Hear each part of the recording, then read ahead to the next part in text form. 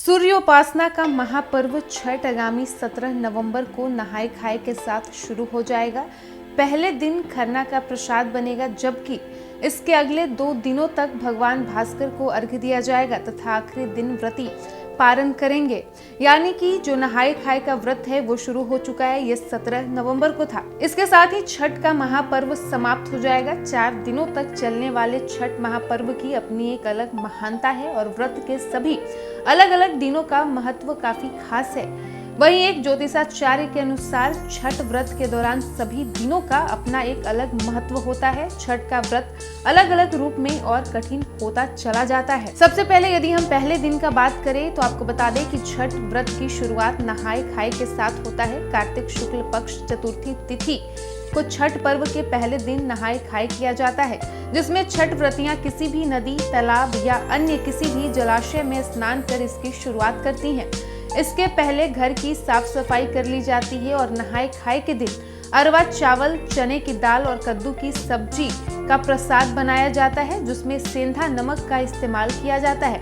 ये प्रसाद लोगों के बीच वितरित भी किया जाता है और यहीं से छठ पर्व की शुरुआत होती है। वहीं छठ पर्व के दूसरे दिन को खरना के रूप में जाना जाता है। हालांकि इसी दिन से छठ व्रती का 36 घंटे का निर्जला उपवास शुरू हो जाता है। पहले सुबह से ही व्रती अन्न जल त्याग कर भगवान भास्कर की आराधना करने लगते हैं। शाम के वक्त अरवा चावल, दूध, गुड़, खीर इत्यादि का प्रसाद बनता है तथा भगवान भास्कर को चढ़ाने के बाद व्रती अल्प प्रसाद ग्रहण करती हैं। इस दिन निर्जला उपवास की शुरुआत हो जाती है। छठ पर्व का तीसरा दिन सबसे कठिन होता है। इस दिन छठ व्रतियों के निर्जला उपवास का दूसरा दिन प्रारंभ हो जाता है और इसी दिन छठ व्रती के द्वारा पूजा के दौरान इस्तेमाल में लाया जाने वाला ठेकुआ सहित अन्य प्रसाद भी बनाया जाता है। इसी दिन शाम के वक्त लोग छठ घाट जाते हैं और डूबते हुए सूर्य को अर्घ्य अर्पित करते हैं। साथ ही बता दें कि छठ पर्व का चौथा दिन कार्तिक मास शुक्ल पक्ष सप्तमी तिथि को होता है।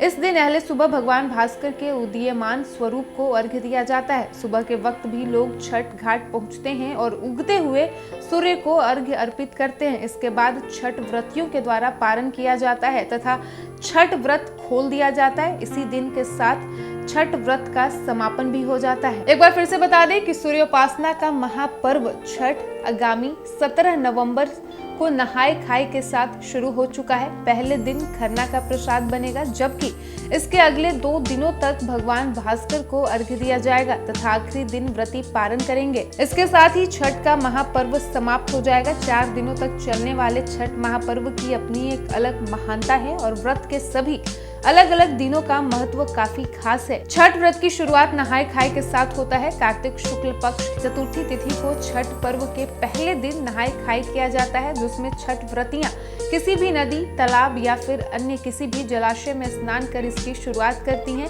इसके पहले घर की साफ सफाई कर ली जाती है और नहाय खाए के दिन अरवा चावल, चने की दाल और कद्दू की सब्जी का प्रसाद बनाया जाता है, जिसमें सेंधा नमक का इस्तेमाल किया जाता है। यह प्रसाद लोगों के बीच वितरित भी किया जाता है और यहीं से छठ पर्व की शुरुआत होती है। छठ पर्व का चौथा दिन कार्तिक मास शुक्ल पक्ष सप्तमी तिथि को होता है। इस दिन पहले सुबह भगवान भास्कर के उदीयमान स्वरूप को अर्घ्य दिया जाता है। सुबह के वक्त भी लोग छठ घाट पहुंचते हैं और उगते हुए सूर्य को अर्घ्य अर्पित करते हैं। इसके बाद छठ व्रतियों के द्वारा पारण किया जाता है तथा छठ का व्रत खोल दिया जाता है और इसी के साथ छठ पर्व का समापन भी हो जाता है।